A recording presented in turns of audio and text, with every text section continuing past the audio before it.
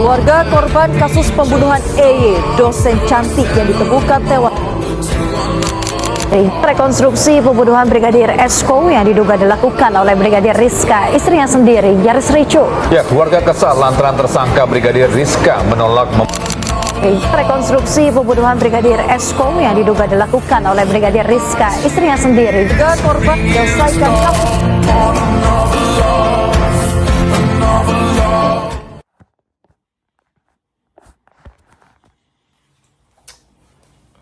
Hampir setiap hari kita mendengar kata kekerasan aparat terhadap masyarakat sipil. Namun kekerasan tersebut berbalik di dalam kata istilah oknum. Apakah kata tersebut hanya untuk melindungi suatu sistem dari tanggung jawabnya atau emang kesalahan individu? Perkenalkan, nama saya M. Zidan Firdaus dengan NIM 444224027.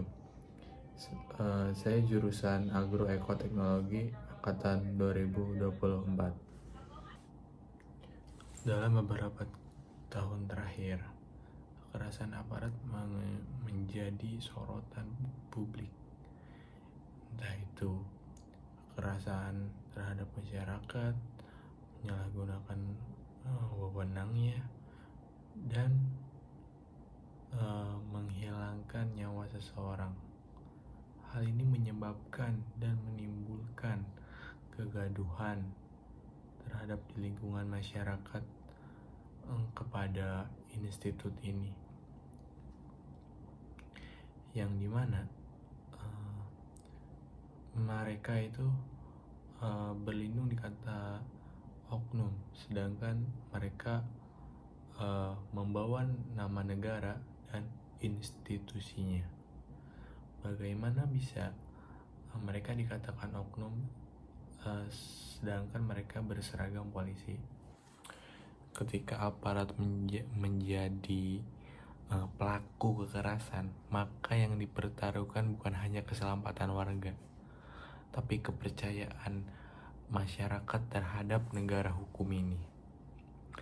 Jika pelaku yang mengatasnamakan jabatan dia atau seragam dia sebagai polisi yang disebut oknum, padahal yang perlu diperbaiki itu ya dan dievaluasi itu adalah sistemnya. Kenapa? Karena bukan satu atau dua kasus saja, tapi banyak yang malah disebut oknum lagi, oknum. Kenapa harus oknum? Kenapa bukan ada pengawasan terhadap suatu sistem ini supaya bisa meningkatkan kepercayaan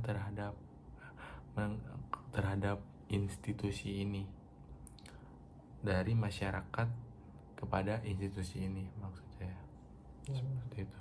Ini adalah bukan hanya menghukum pelaku, tetapi harus juga memperkuat transparansi hukum yang jelas,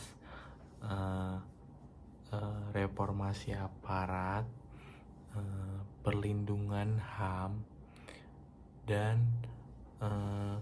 menciptakan